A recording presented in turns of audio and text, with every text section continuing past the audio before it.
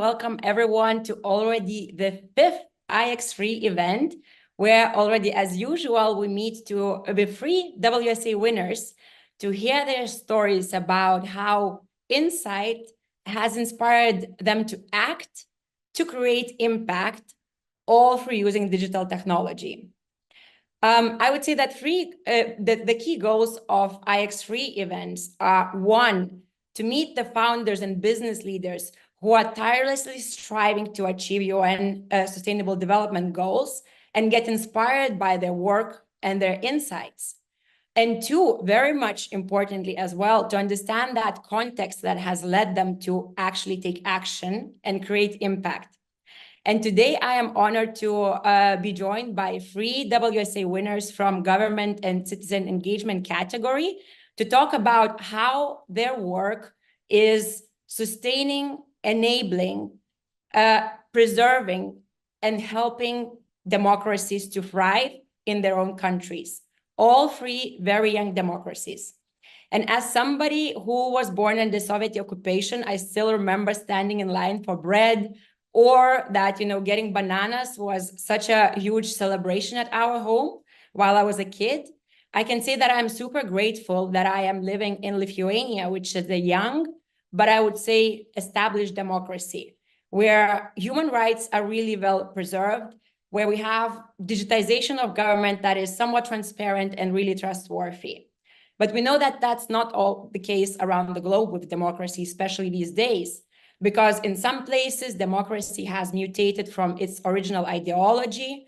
In other places, it's being challenged and questioned because of all the social and other challenges that the world is undergoing in the late 2010s and especially 2020s.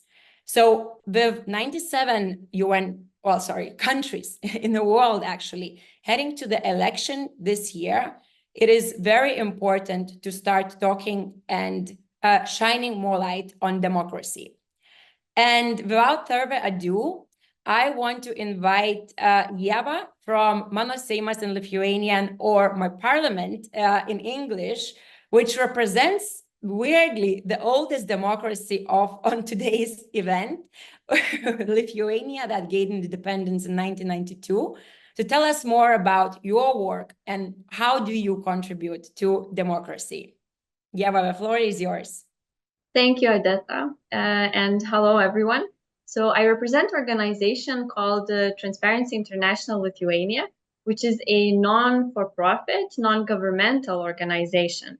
And for a long time, for about 20 years, one of the most important strategic goals that we had has been to strengthen political integrity in Lithuania. And actually, one of the key tools in achieving this has also been our initiative called Mano Seimas, or in English, it means my parliament. And I have been leading this initiative for the past 5 years, and actually very happy to be here and share more about our successes as well as challenges that we had to endure along the way. But before diving into the details of this online democracy tool, I believe it is very much crucial to set the scene and explain a little bit how come we decided to build this tool and how come it is now very much used not only by politicians, but also by journalists and citizens in Lithuania. So Lithuania, you heard a little bit about it from Odeta, so I will add that it's a very small country with less than 3 million people. And I would say that Lithuania has always been at the forefront of efforts to combat corruption and promote transparency, particularly through various anti-corruption laws. More specifically, in the area of political integrity, I would say that we were amongst the first countries in the world to establish a law on lobbying activities over 20 years ago. And this law, why I want to talk about it, was particularly important because its aim was to provide the public, the citizens, with insights into who is lobbying who, about what, and in general, to better understand how decisions are being made in Lithuania, in the parliament, in the government. So on paper, it looked as a very significant advancement to sort of open up decision-making processes. However, as probably many of us have learned throughout the years, the true value of laws lies in their enforcement, and Lithuania was no exception in this case. The law and lobbying activities wasn't achieving the desired impact, and lobbying activities were underreported. It was very difficult to understand who's actually trying to influence policy making in the parliament and in other national institutions and authorities. And also in Lithuania, we have this representative survey called Lithuania's Map of Corruption, and it has also been running for several decades now. And looking at that map, which is sort of a representative survey, we also have been seeing that about half of people in Lithuania thought that decision-making processes are closed, and they cannot get involved or cannot understand very well what is happening in terms of one or another law. Thus, having this as a context, several years ago, we decided to take a closer look at it. And one of the ways was to actually look at the agendas, working calendars of our parliamentarians. Working calendars were not a part of the law and lobbying activities, thus we thought it could be a good source to understand so with who our main politicians are actually meeting and what kind of questions they are discussing. So at first, everything looked very much manual. Me together with some colleagues, we were just diving into the internet and just picking manually, copy-pasting into the Excel file, any meetings that we found reported by parliamentarians. And we were just trying to make sense of it, whether it's business associations that are meeting the most with politicians, whether it's non-governmental organizations, trade unions, or any other interest groups. So at first, I have to admit that the results were pretty surprising. We discovered a concerning lack of transparency. Only 4 out of 10 members of the parliament, on average, had publicly available working calendars. And of those that did so, only a third reported meetings with interest groups and lobbyists.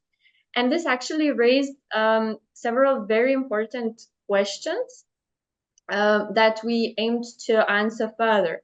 So one of the questions was, how were our parliamentarians making decisions without consulting NGOs, associations, or other groups? And were those meetings actually not happening, or they were happening, but nobody wanted to declare them? So it kind of became clear that while we had a legal framework, transparency and accountability was lagging. And to address this, we proposed 2 key ideas to our politicians, saying that actually ethical and transparent lobbying can be a positive force in policy making. And second, that a good politician is one who is active, accountable, and transparent. So to prove sort of those points and to encourage politicians to be more transparent, to be more active, we continued calculating their meetings from the agendas. Every half a year, we sent them emails encouraging to be more accountable, but at the same time, sort of became a huge burden for us to do it manually and very consistently, because we are a non-for-profit organization. We also have to fundraise money in order to do it, to be able to continue with those efforts. So of course, we started thinking about how to digitalize those processes. And this is like, to support those ideas, we developed Mano Seimas, my parliament platform. And this kind of helped us not only to collect data easier, to show some rankings of politicians, but also we started putting there another data very important for decision-making processes in Lithuania. So for example, we uploaded data on long-term permits, who has the access to the parliament. We analyzed data there on committees meetings as well. So it became kind of this source of information around decision-making processes. And I think the key of it was not only showing data and being able to rank politicians, who is the most transparent one, rank political groups, but also it became very crucial in our data-driven advocacy efforts. It allowed us to have a more measured conversation with politicians, with facts. So for example, from that data, we learned that, for example, the Code of Administrative Offenses was discussed 200 times, while the law on environmental protection was addressed only 30 times during the last parliamentary term. And this sort of disparity highlighted the need for more balanced attention to various issues. And we also were discovering many interesting insights because of the platform. For example, we saw that those politicians who were the most active in proposing amendments to laws were not meeting with any interest groups or just one or two per term, which also raised very good questions. How come is this happening? So essentially, this platform helped us to reach out to politicians. We started going to the parliament, presenting the platform, presenting the data, and it helped us to engage with them and to advocate for several things. So one of those, to open parliament's data and open data, because while working with the data, we saw that the quality is very bad. So we were already talking how to improve this, and actually we had very progressive and forward-thinking politicians who opened Parliament's data in open data format. And back then it was one of the most open parliaments. Now I know that there are more parliaments opening up their data in such format, but back then it was really a very good case example. It also allowed us to talk a little bit more about the law and lobbying activities that previously was not working. And the data that we collected, we actually used also to explain that we are not capturing lobbying activities very well in Lithuania.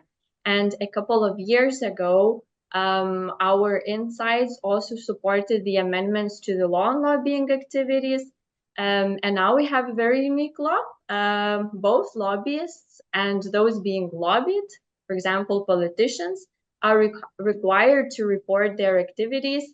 And we have this sort of cross-declaration where we can see whether both parties reported their interactions. So going towards the end of what I wanted to say, I think we learned a very important lesson that data and digital tools should be more than just numbers on a screen or interactive features online, that they must be designed to drive meaningful change. And building effective tools for democracy requires more than just a technology, but also very important to have advocacy planning, identifying key stakeholders, and understanding the engagement strategies.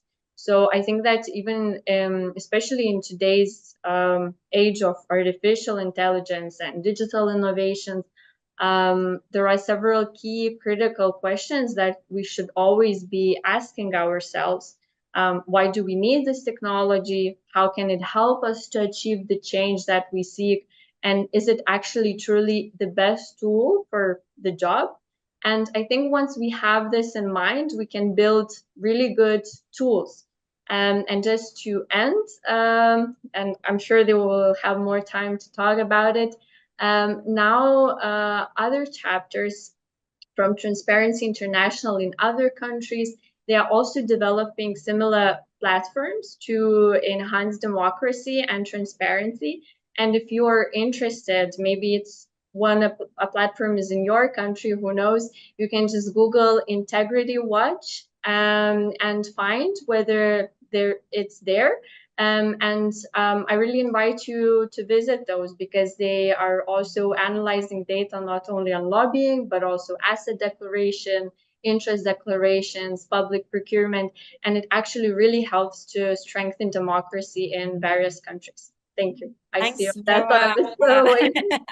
Tick, tick, tick, we will not have a lot of time for discussion. Yeah. But I see that Fauzuddeen is not here yet. So maybe we will have that extra time. But thanks, Ieva, for, so well explaining such a complex topic in such a great detail that I think that it's really clear to the listeners of like how the context, but also how the platform operates and influences decisions.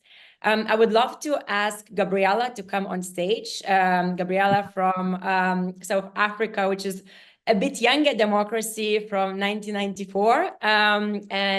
Please, Gabriella, share your work at OpenUp and how you are contributing to democracy. Thank you so much. Very happy to. Just to make sure that people can see my screen, it'll just help me focus. Perfect. Okay, hi everyone. I'll be introducing to you a little bit about how OpenUp digitally empowers democracy. But in order to tell you that story, I should first tell you this story, which is the story about how we founded it, just to explain a little bit about how we address these things with innovation. So in about 2012, my co-founder, Odeta, who was a data scientist, and myself, Gabriella Razzano, who was a transparency lawyer, met each other at an Open Knowledge Foundation meeting in Cape Town. And we had a shared love of data and a shared love of innovation and a shared love of all things South African. But both of us, being him embedded in the data space and me embedded in the human rights and civil society space, what we saw was, while there were these amazing advancements in data and innovation for addressing all kinds of needs in other spheres, and while there was this amazing, vibrant community of people working on democracy and advancing in democracy in South Africa, there was not an overlap between these two spheres of work. And so in order to try and, bring these two things together, Adi and I co-founded what is the first open data-driven social impact technology nonprofit in South Africa, OpenUp. But, just to understand the context in which OpenUp tries to work, South Africa is a country of significant social and income inequality and significantly high poverty rates, significantly high unemployment rates, in spite of, I think, very thriving democratic institutions, and like we said, a young democracy. And, you see a very low levels of participation by the public in formal institutions of democracy. So we have low national elections turnout, and low levels of trust and participation in parliament. And those sort of formal institutions remain very alien to people. Importantly, too, it's not just that people don't trust these institutions. They also don't feel that they know and have enough information and know enough to be able to participate in these institutions. Although people do feel comfortable participating in local and community levels of engagement. And, when we think about what that means for trying to create a thriving South African democracy, we understand that this means we need to provide more data, relevant data and information that's more easily accessible so that people feel better informed. We need to help impart digital and innovation skills, but also try and create participation systems that are simple and efficient so that people feel empowered. And then in order to activate people into participating in democracy from both the government and the civil society side, we need to, help build trust in institutions, help build responsiveness in institutions, and help build accountability mechanisms. And so, you know, a lot of our interventions try to meet all these different kinds of needs. But to move into the specifics of how we do things, this is our mission, but we've essentially created South Africa's open data infrastructure. If there's an open data project in South Africa, it's likely that OpenUp have been involved in some level. We've made available through a partnership with National Treasury, both national financial data in Vulekamali and municipal level financial data in Muni Money. And there's several other open data driven projects that are listed there that you can have a look through to see how we've done that. And then we tend to also empower civil society groups through collaboration.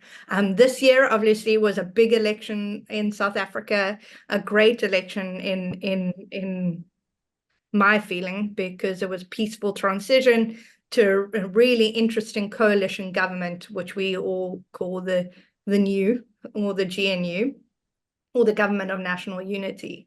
Together with the South African National Editors Forum, OpenUp made, you know, not only all the elections data available, but we put this on a tool that we call WSA-map, which is our own GIS information tooling, and allows you to analyze all that elections data against relevant census data, relevant demographic data, even relevant information like police stations and point data. Like you see here, and that was available to empower journalists, and we did that through, you know, several kinds of training. So this isn't really about elections results. This is about creating a capacitated newsroom who really know how to report in detail on the realities of the elections, given our inequality context.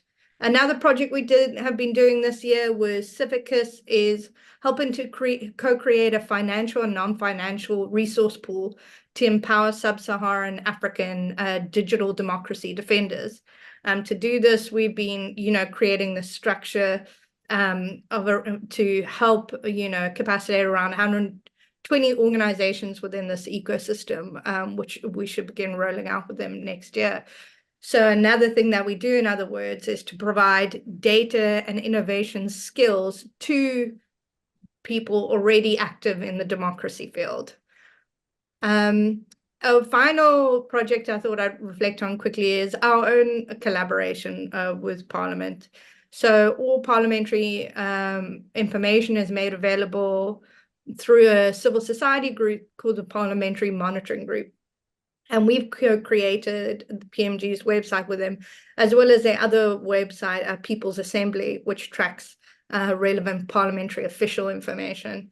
And this is the key way that most researchers, most South Africans, and most MPs actually receive parliamentary information in South Africa. It's got over 4 million users in an average year. It's got over 200,000 open records. And to be honest, it's one of the, you know, few sources of openly available big data sets, actually, that we currently have. And we're doing lots of different exciting kinds of collaborations with PMG on using that data, providing, you know, new creative ways to empower South African citizens to participate in government directly through Parliament. So that's just a high-level introduction to some of the things we do. We obviously have quite a big portfolio of projects, you know, if you can imagine, because we do that kind of facilitating role. And you can actually explore our impact catalog on that QR code if you want to have a look at some of our projects, or, you know, I'm always available on email. So thank you. Thank you, Gabriella. Also a very comprehensive and well-versed explanation of what OpenUp does and the impact that you're creating in South Africa. And I hear a lot like, you know, open data being the key element for both Ieva and Monosemas and what you do at OpenUp. Without further ado, I would love to invite Fauzuddeen to share his story and his impact through ZamTracka that he is striving to achieve in a new democracy. Nigeria has gained independence only in 1999, so the youngest democracy here on this event today. Fauzuddeen, would you like to share your screen and come on stage? Okay, good afternoon, everyone. My name is Fauzuddeen Mahmud, and I am from Nigeria. I love the introduction that Odeta made, that we are the youngest democracy. Yeah, we just celebrated, I think, 2 decades of unbridled democracy, right, from 1999 to date. So I'm from Nigeria, and in Nigeria, from a state in the northwestern part of the country called Zamfara State. Actually, the poorest region in the country. Poverty rate is at a staggering 78%. So that means that amongst like each 100 people, 78% of among every 100 people, 78 out of them live below the poverty line. In a recent report that was published by One Africa, they actually did an analysis of the primary healthcare service delivery in states, in the 36 states in the country. And, the state I am from actually came last. And also unemployment rate is at, 44%. So why am I saying this? I'm bringing all these figures just so that I can give you like a socioeconomic context of the place that I come from. So now all these problems are actually symptoms to a particular issue with governance and with democracy. That means something is actually wrong with the issue of governance, the system of governance, weak institutions that have not been able to deliver on the public good. So now I grew up in this kind of environment where all these socioeconomic realities are obtained. So now the question is, okay, who is now responsible to address these problems? Who's now going to work on these issues? Because definitely someone needs to address these issues. If not, the whole system will implode, and then that will be catastrophic, for democracy. And I said to myself, okay, what is the way forward? How can we actually make sure that we open up democracy, we link people with governance and with government, so that that interaction will lead to improved service delivery for virtually everybody. So it is this particular line of thought that actually gave birth to what we do at ZamTracka. So if I may just give you a brief of that. ZamTracka is a civic tech platform that leverages on data and technology to be able to empower people with the basic information they need, specifically around fiscal issues, fiscal data that they need to be able to get engaged. It is our belief that apart from the Constitution, the second most important public document is, the fiscal budget, because it gives you like the detailed information on the focus of government for that particular fiscal year. And it's a very, very viable tool for people to get engaged and people to ask all the right questions as to the direction of government, because what is entailed in the fiscal data and the fiscal document directly and indirectly affects them. So we leverage on data, but then you need to create you need to also source out the data. So how do we now source out data? In a particular environment where there's no transparency, no fiscal transparency, no accountability, and all these negative socioeconomic realities are obtained, then definitely the first building block towards building a more accountable democracy is for you to start with entrenching transparency. So back then in 2019/2020, we launched the Open Budget campaign, which is like a fiscal transparency campaign to ensure that the government actually publishes its fiscal data online. And this particular engagement was really, really, really positive, and it led to the government actually subscribing to the OGP local, the Open Government Partnership. And through this with this success that we were able to get, we were able to ensure that on an annual basis, all fiscal data, including the fiscal budget performance reports, they are all published online. But then that is one part of the problem, because, okay, if you have it online and then you have a society that is actually poor, more than 80% of the population actually live in rural and semi-urban areas, and literacy rate is at 19%. So now who is there to really understand that fiscal data, if not for the privileged few? So now we need to actually make sure that, okay, the opportunity that we have, that the government actually is now publishing the fiscal data, we now need to ensure that we intersect people with that bit of information. And in order for us to bridge that that challenge of lack of literacy and what have you, and that's where technology actually comes in. So we use technology, using tech tools, to break down that fiscal data into meaningful bits of interactive information using the local language, because it's very, very essential in a place where literacy rate is so poor. You don't get people speaking English that much. So we adopted the local language and also intersected it with technology, just such that through that, people are much more informed on, okay, how much is the government getting, how much is it spending, on what is the government spending, what's the debt service, and also what's the overall debt burden of the state, and what have you. Data such as that really goes a long way in giving people the opportunity to actually ask all the right questions. So now through this, how do we then strengthen democracy through this? For us, democracy is all about people. Governance has to translate to improving socioeconomic profiles of people, most especially people that are marginalized.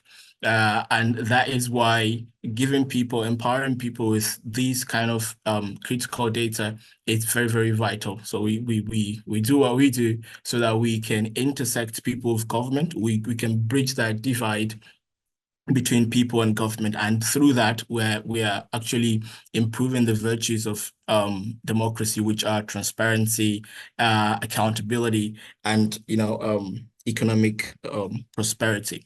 And in order for us to augment this particular aspect, we actually created a separate project, or let me say a separate unit called the PTU. And this PTU is like the project tracking component of our work, such that, okay, we give people information on, okay, this is what the government is spending, these are the projects that, are on the menu for the particular year. But then who knows whether those projects are implemented or not? If they're implemented, what's the quality of implementation?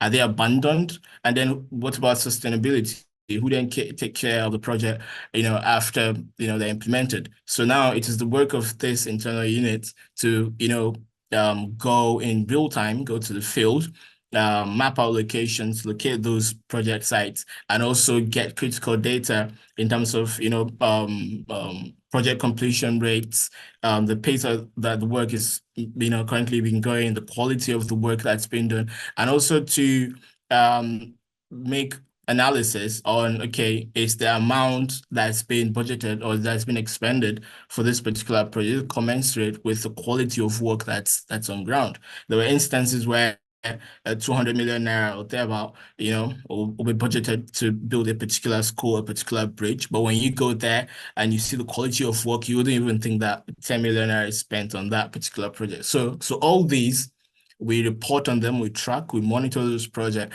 and we use them as another viable tool to keep people engaged, keep communities informed.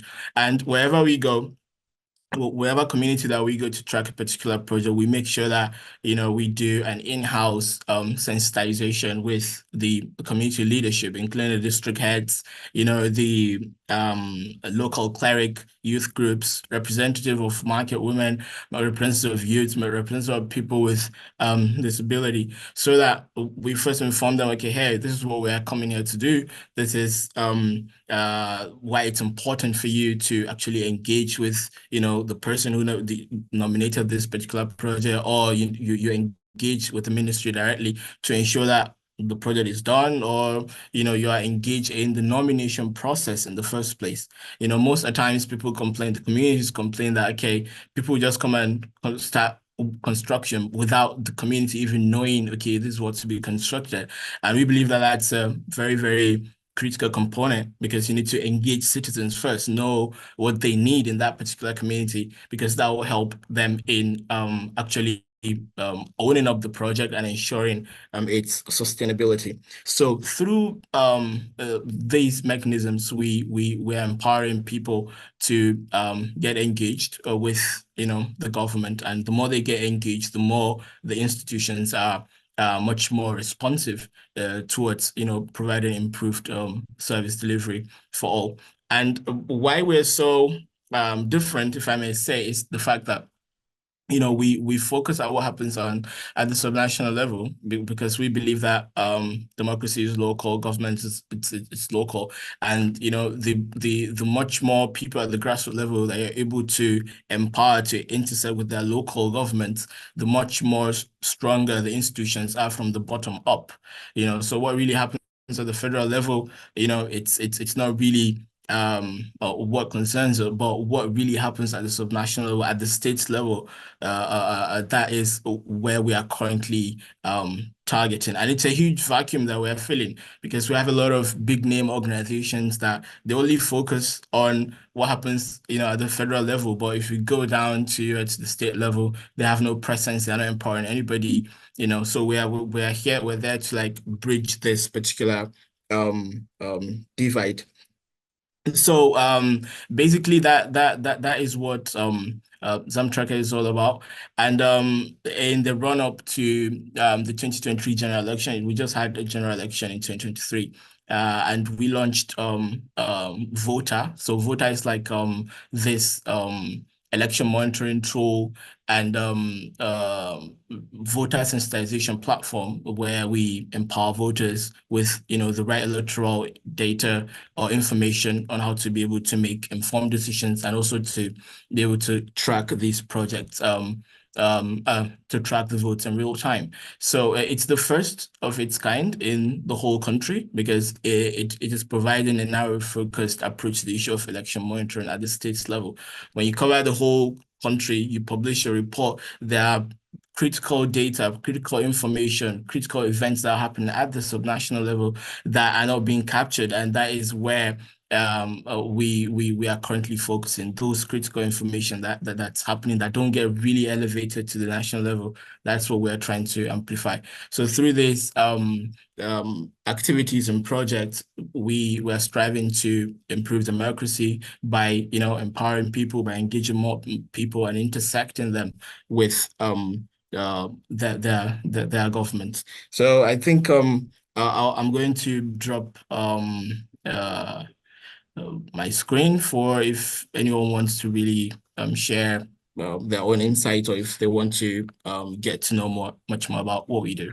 So Thank you. Thanks a lot, Fauzuddeen. It's like such an incredible story and example of actually bridging online data and citizen participation to actually make a change where there is potentially no infrastructure. So you're just creating it and actually like involving people in doing so.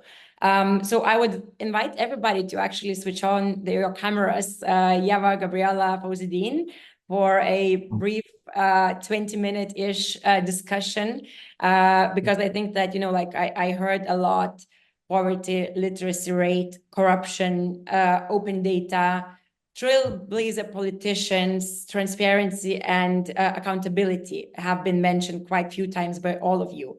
And you all operate non-governmental institutions, but you are, in an essence, making sure that the government is accountable for its actions through inviting it and actually pushing it almost to open the data and to actually become more transparent.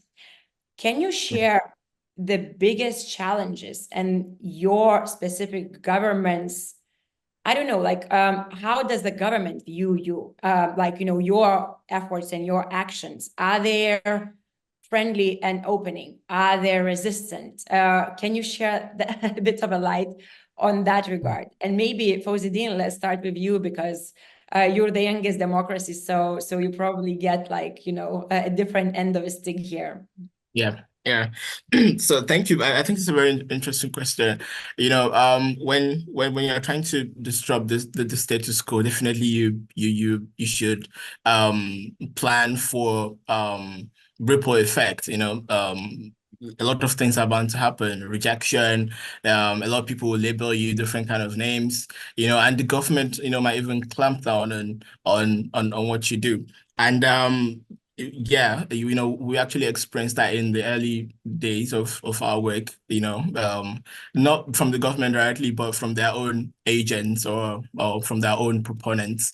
But going forward, I think our core values actually helped us to weather the storm, in such a way that, you know, we're able to create this synergy, this cooperation with government, with relevant bodies, so that, you know, together they could see that, okay, we're trying to do something different, even though they don't like it, but then the people are behind us because we've been able to create this base through that campaign that we launched, the Open Budget campaign. So we're able to mobilize a lot of people, and then it became very, very difficult for the government line to say, okay, we're just going to shut these people down. You know, we've gathered that momentum and use that momentum to as a pedestal to engage with the system, you know, so that we on one hand we are with the people, and on the other hand we're there trying to make sure that, you know, we engage relevant stakeholders to, you know, address the system. So if you marry the two together, the effect becomes much more pronounced. Mm-hmm. So employing people and kind of not leaving any other way, really. That's the way forward in Nigeria. What about Gabriella? You, what was your journey in pushing through with open data and actually getting the government on board with it or against it? But what's that element of the journey? No, I mean, we've traditionally had a very collaborative relationship with government across spheres of government, so at national, provincial, and local government level.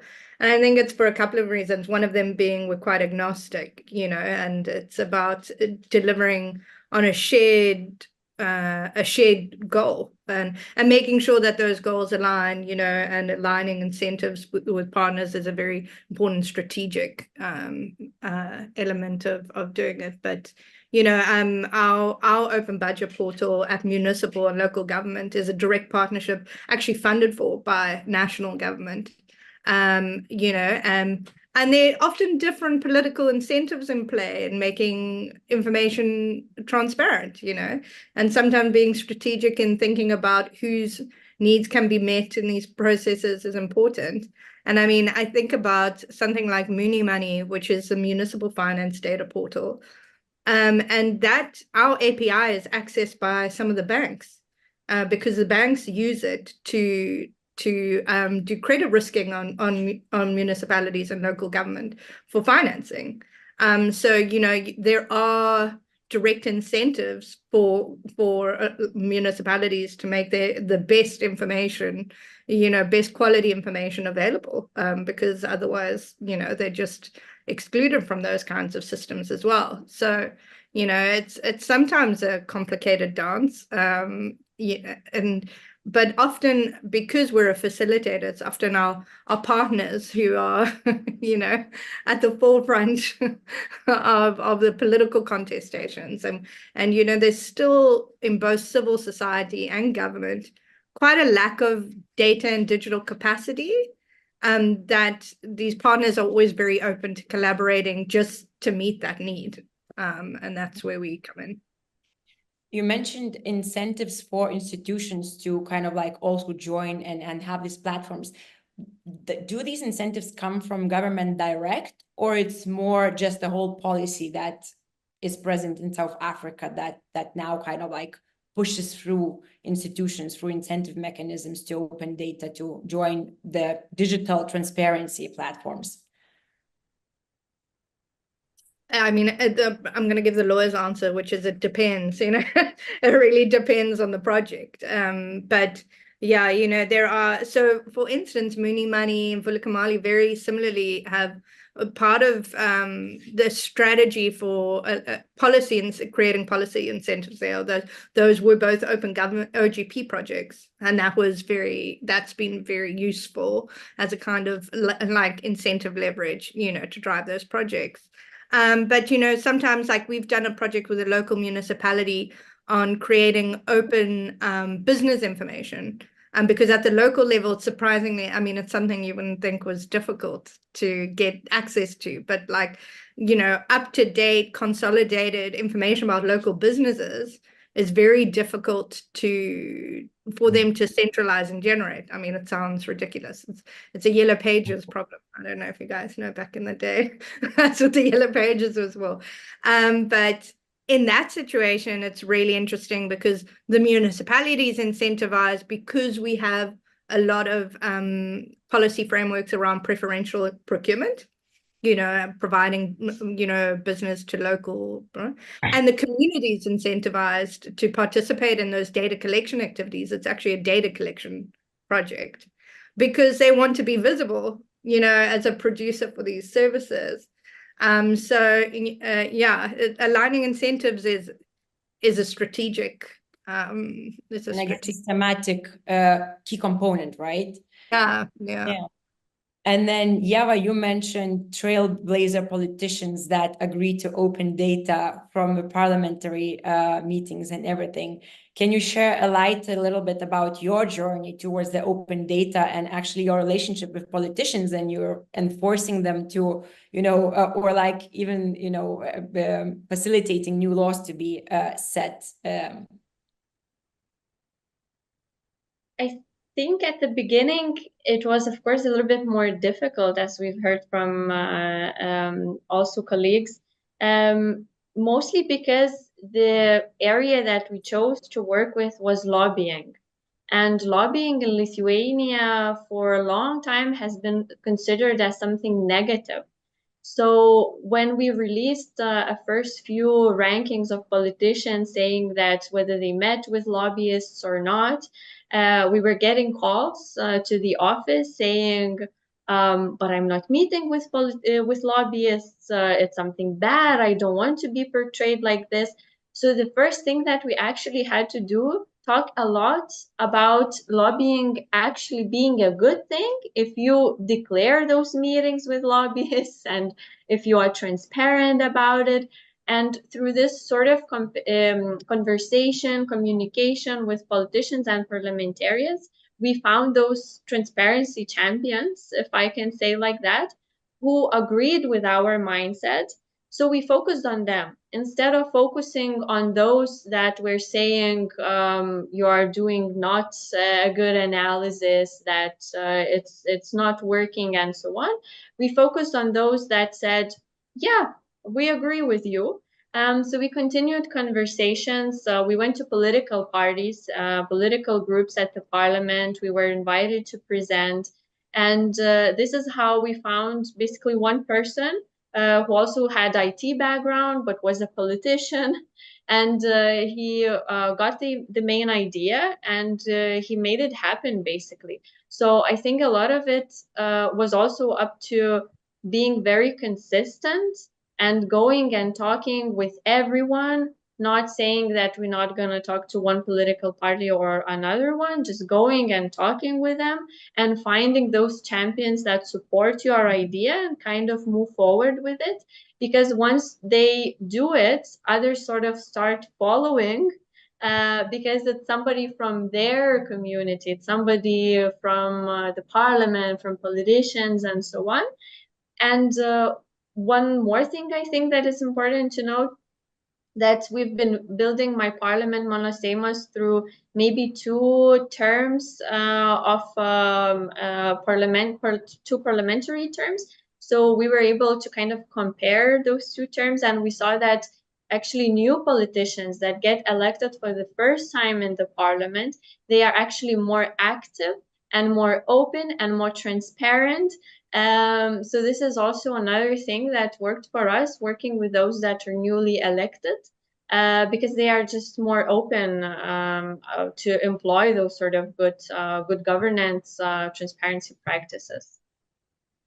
So leading by example and really just counting on the ones who actually agree with it. And maybe, Ieva, we can continue with you, because I think like when we were preparing, we had an interesting discussion that, you know, people like politicians, they know that you exist, they know that you are monitoring, and that is already like a governance tool in itself. How important is people's participation? We heard from Fauzuddeen that, you know, it's people's first, people first. Ieva, you're saying that it's politicians first, like the trailblazer politicians. But how important is people within your platform, Ieva? So of course, citizens are very much important, because once we have the sort of data open and public to everyone, anyone can ask questions, anyone. And actually, more and more, we realized that journalists were using it and asking politicians, why did you not declare a meeting? Did you forget, or was it something else? And this is how people sort of started to get involved. But actually, the main target group were politicians and decision makers in this particular case, because we wanted them to kind of start having those more transparent habits, more accountability, and provide information to citizens. So I think this has worked quite well, this sort of approach, because if we fast forward to now and to like 1 year ago, actually the parliament itself started publishing our data on their social media, saying that we did this analysis, and they are sharing it. We started having discussions, like, for example, last year, we had first political integrity discussion in the parliament, chaired by the chairperson of the parliament, with various political groups, with lobbyists, with monitoring institutions. And we were actually sitting down after those years in front of one table and discussing what we can do so that our decision-making processes in Lithuania are more open. So we will see how it goes. We have elections this October in Lithuania as well, parliamentary elections. But in general, the tendency has been towards more transparency and more support for accountability. Open data and open working together. That sounds great. Fauzuddeen, if I can come back to you, because you started saying that, you know, like your people-driven impact on politicians. Are you seeing any trailblazer politicians that are starting to open up and facilitate and help? Is there also in Nigeria and in your region, those ones that will help you to carry the flag and, like, you know, continue opening the data to more citizens? Yeah, I wish we can carry this lobbying as a strategy, but in the context of our own you know, political environment, I mean, lobbying would just it's just like a huge downer, because you know, you lose appeal to the other party. So you just need to like stay central. So lobbying is not part of our own kind of political space. But then going back to our work, you know, prior to us starting work on, you know, following projects and tracking of you know, public projects, you know, lawmakers do not even actually engage their citizens on, okay, I'm going to nominate a project for you. But citizens will just see project, you know, construction commences, and then, you know, at the end of the day, that project will become abandoned. Because, you know, the community wasn't engaged, so nobody is going to like take ownership for sustainability purposes. But then, you know, after we've done the tracking for like 4 years, you know, now lawmakers are beginning to do town halls. are beginning to do town halls before actually nominating the project. So they're engaging people in the nomination processes at first. And it's all down to, the outcome of the reports that we've been publishing based on, number of projects in so constituencies that weren't completed, that were abandoned because of lack of sustainability mechanism, or projects that were not even executed at all. So now these lawmakers are trying to, engage more with their citizens, engaging them in both the nomination as well as the execution process. So they will engage them, okay, hey, what are your needs? Let's discuss this problem together. And then they will identify a particular project, and then when it's time for implementation, they'll do one mini ceremony like that, like an execution ceremony where the district head will be there, the community leaders will be there, and then the contractor too as well, representatives of the contractor will be there as well. Okay, we are going to start so project in your community, and we're here to notify so critical stakeholders so that you know what we are doing. And then, at the end of the day, together we make sure that the projects are sustainable. So we are seeing this particular change in trend, whereas before we opened up that segment, they just did what they wanted because they knew people really didn't know. So they can either nominate project and then connive to siphon the funds without even implementing the project because people didn't know. So if you don't know anything, you're not going to ask something.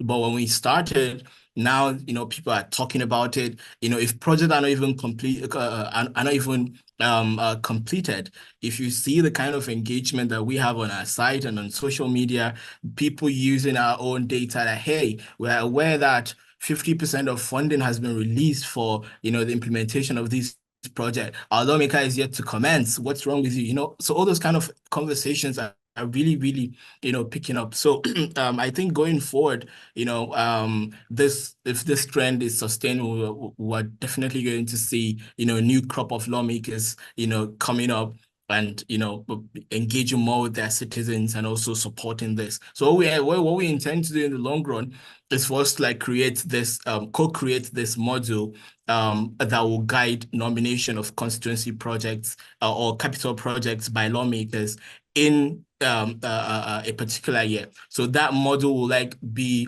what would I say, the dictionary or the manual that all the lawmakers are now going to use when they are going to nominate the project. It's not going to happen now, but in the long run, we want to co-create this, with them so that we have one particular guide for project nomination as well as project completion, so that, there is a particular guide, nationwide guide that will guide these events. I think there is a lot to learn for a lot of countries from you guys and how you are bridging together like politicians and citizens for project completion. But Gabriella, I wanted to turn this question to you because you mentioned in your presentation that the public participation by citizens is very low, but the community participation is pretty high. And on the other hand, you have open data frameworks, you have apparently institutions that are really incentivized to open up more data and be open and transparent. Maybe for the end of it, I will ask all of you to share a couple words about what do you think is the next key milestone in your projects, achieving even greater integration of government and transparency in the citizens. But Gabriella, you can maybe start by also just briefly telling about, what about that increasing public participation in South Africa? How is that happening? Is that happening? Where is it going? Yeah, I mean, I'm forever hopeful because it's, there's always opportunity, to improve things.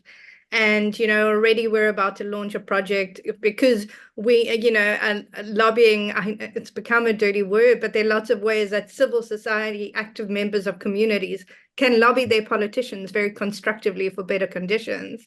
And it's just that those spaces are, blocked out by, private interests and political interests, and there are lots of rooms to make those spaces more accessible for people, and digital tooling is one of them. So is very multi-stakeholder kinds of initiatives, which include bringing together like non-profit actors, but also private sector actors alongside governments. And we've got a couple of those kinds of multi-stakeholder initiatives, you know, in play in a couple of different spheres. So, you know, I think it's also, you know, it's a good year. It's in a, you know, a year that's just kicked off after a successful election, you know, to all accounts. So things are looking very good here. Don't know how everybody else feels. That's always very positive and welcoming to hear, really. Ieva, what do you think is the next biggest milestone in Lithuanian democracy continuing to thrive and be transparent? That's a very difficult question, to be honest. Let's see after elections, but I think that the wave that I see with my colleagues from Transparency International, that the wave is going towards more citizen engagement through, for example, participatory budgeting tools, where, you know, citizens can, in the municipalities, decide and suggest their ideas that they want to implement and vote for it. And there are also digital tools involved in it. So I know that some countries are already have already started this like 30 years ago, but I guess in Lithuania it's really picking up now because also schools are doing it. And I think we are thinking more about citizen assemblies. So basically how to make sure that also citizens' voices are heard, and how to use digital technologies to sort of facilitate this process and to make it easier for them to participate in decision making processes. So this is at least the trend that we are seeing in Lithuania in terms of democratic engagement. Okay. And Fauzuddeen, for you to end it, of course, you said, you know, like you already mentioned what's the biggest milestone for you for ZamTracka platform, but what about Nigeria's democracy? Do you have any insight that you would like to share? Yes, I think even though our democracy is quite nascent, but there are a lot of actors, both public and private, that are working towards ensuring that the basic tenets of democracy, accountability, and transparency are being upheld. And I think going forward, it's really going to be a game changer where you get a lot of people intersected with government. We are 230 million people right now, but if you look at 113 million of them live in poverty, so that really tells you that there's still a lot of work to do in marrying the two together. And it is the little work of initiatives like us, like others, that will definitely be the game-changing component for our democracy, and we are ready for the work. Yeah. That is super motivating and pleasant to hear, because I think that all of your work really contributes. And of course, like underlying enabler is digital technology. We wouldn't be here today talking about open data and government transparency if it wasn't for the digital technologies. That actually, like, even somehow today talking to you guys, I was thinking like, I'm sitting in my room in Lithuania and I am getting a window into Nigeria, South Africa, and a completely different place in Lithuania, which is absolutely amazing, which bridges citizens, politicians, opens up possibilities for us to come together, to become more transparent and more inclusive in decision-making process. And the state of the world where we are right now, there is no other way. There is no other way for people to be aside. Then we have so much access to information, and for politicians to not be inclusive for this. So I really thank you a lot for joining us today, for doing the amazing work that you're doing, for winning WSA competition. And I really hope that I will meet you around in WSA events or just in different forums. And I also really hope that all of you will get connected and can share experiences and learn from each other as well. Just like we invite everybody on YouTube, all the WSA community or any other listener to get in touch. If you found something relevant, if you want to learn more, if you want to stay engaged, please do so. We're all about inclusivity and opening up the knowledge so that everybody can benefit. So without keeping you away from your evenings, all of us are in a very similar time zone, weirdly. I really want to thank you, and I hope I will see you again very soon. Thank you. Thank you all so much. Bye. Bye.